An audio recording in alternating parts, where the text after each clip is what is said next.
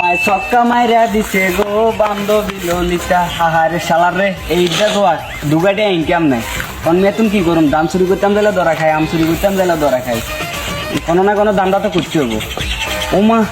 যে গরু 2000 তাই গরু যে মারি দম যায়নি তার গরুই যা চাই আই যে গরু লো যামু আই তাই ভাইয়া আর কেন ঠেকা দেয়া যাবে